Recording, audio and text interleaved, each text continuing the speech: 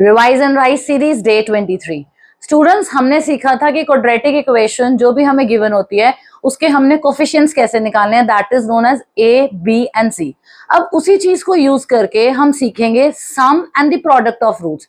अब आपको पता है कि जितनी जो भी क्वाड्रेटिक होती है, अब उसकी जितनी डिग्री होती है, क्वाड्रेटिक में डिग्री इज 2, हाईएस्ट पावर 2, उतने ही उसके क्या निकलते हैं, रूट्स। तो जो हमारे पास क्वाड्रेटिक इक्वेशन होती है बीइंग द डिग्री 2, इसके हमारे पास कितने रूट्स निकलेंगे, 2। और हम उसका नाम रख देते हैं, जैसे आपका और मेरा नाम है वैसे ही रूट्स का भी नाम है। तो पहले रूट का नाम हम रख देते हैं अल्फा और दूसरे रूट का नाम हम रख देते हैं बीटा। ए, बी और सी हमने प्रीवियस वीडियोस में सीख लिया। If I talk about this quadratic equation, तो आप मुझे बताओ ए कितना है। यस, इसका जो एक्स स्क्वायर का कोफिशिएंट होता है यहाँ पे इनविजिबल 1 है, सो ए इज 1।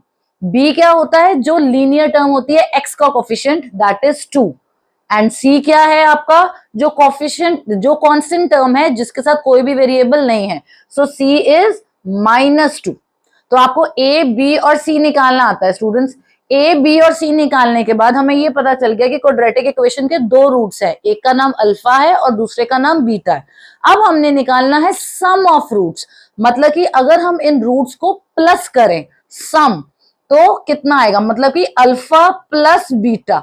स्टूडेंट्स, आपने याद रखना है सम का फॉर्मूला होता है -b/a, जहां पे ये b और a ऑलरेडी आप निकाल चुके हो। सो b की वैल्यू क्या है स्टूडेंट्स, 2, -b मतलब -2 divided by a, a is 1। सो आपके पास सम का आंसर आ गया -2।